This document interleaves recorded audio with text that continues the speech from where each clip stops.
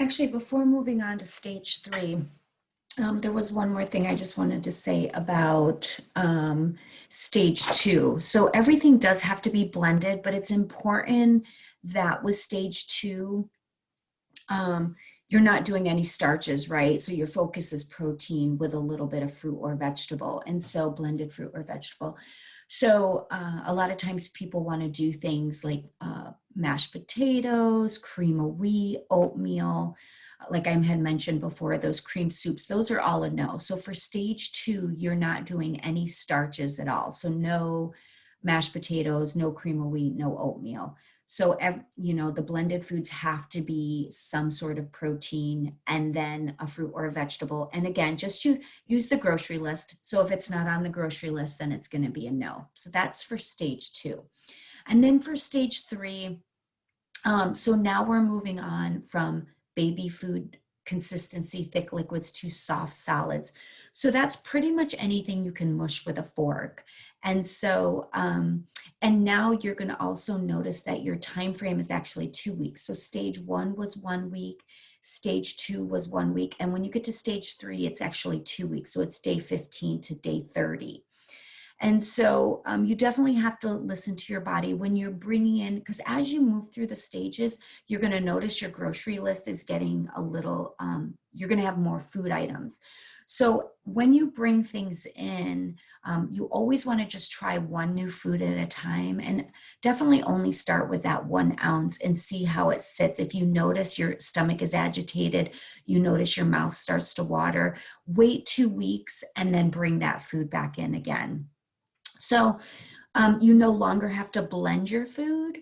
So you don't need your food processor, your blender anymore, but you do want to mush your food up. Again, still to minimize the risk of food getting stuck, minimize vomiting and getting sick, having that nausea. Go ahead and everything you want to have it mushed up.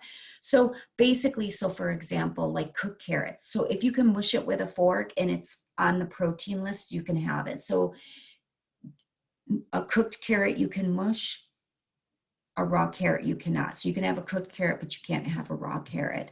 Um, Chicken, a chicken breast, you can't really mush up, but like canned chicken, you can. So that's kind of how you want to look at it. And then, of course, each stage we bring in something new, right? So again, stage one was hydration, stage two was the protein. When you get to stage three, now we're bringing in some healthy fats. So now that the focus is bringing in healthy fats as well. Of course, now you're not blending your food, even though you're mushing it up. So you want to make sure you're taking those little pinky size bites, right? Very small bites.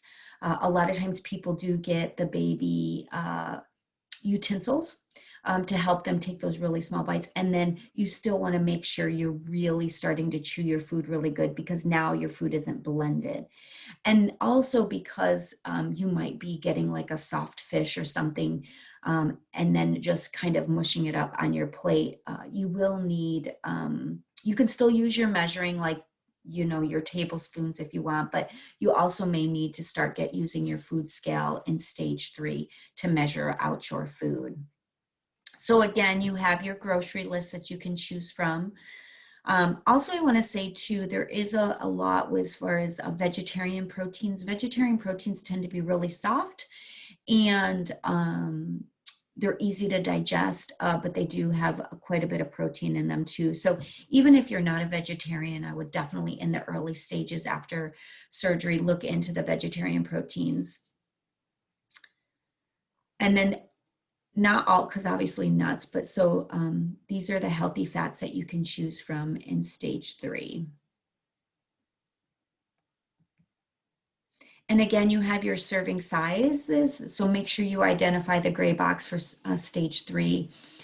And so again, what you're going to notice, what you're going to notice is that the consistency changes, right? But the portions didn't change. So for protein, you're still doing that 2 or 3 tablespoons or 1 to 1.5 ounces of protein. So that's where if you're going to do ounces, this is where the food scale would come in.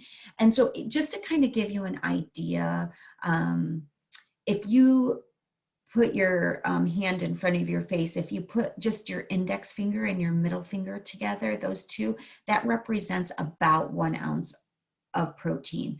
So that's about what it's going to be for your protein. And then healthy fats, you're doing my sleeve and gastric bypass patients, you guys can do a tablespoon of fat at a time. My loop, standard duodenal switch, and my distal revisions, you guys want to start with a teaspoon of fat. Your surgery is a major fat malabsorptive surgeries. And so you sometimes if you take in fat, even if it's a healthy fat, too much at one time, it can trigger diarrhea. So you're going to want to start with 1 teaspoon. If you can handle that, then you would work up to 2 teaspoons, and then 3 teaspoons is 1 tablespoon. So bring those healthy fats in slowly. Then, of course, the same, you're having your 2 tablespoons of a fruit or a vegetable. And so I honestly so you're moving from like your baby food blended fruits and vegetables to not blending. So if you're going to do a fruit, I actually would start with fruit, like the fruit cups, like fruit in its own juice, and then obviously rinse it off, because those fruits are peeled, because you don't, at this stage, you definitely don't want to be eating any skin, and you have to be able to mush it. So I would just do like fruit cups in its own juice and rinse it out, and just not do the liquid piece of it. And then of course you're still doing your 1 to 2 protein supplements a day. So what a day might look like, and obviously it's not this much food, but you could do a scrambled egg, right, with a little bit of cheese. You got canned chicken. You could use avocados, a healthy fat. You could make like a chicken salad or a tuna salad with mayo. Mayo's not a healthy fat, but it is a fat, so you could do that. Now look how this is like a tilapia or white soft fish. So that kind of, if you look at your index finger and your middle finger, you realize like this piece of fish is probably 3 servings. So that's why it's important to measure it out, to get that food scale and measure it out. And then your squash and zucchini underneath here, it looks pretty, but you would take it and you would take your 1 ounce of the fish. And again, you would have to mush it up before you eat it.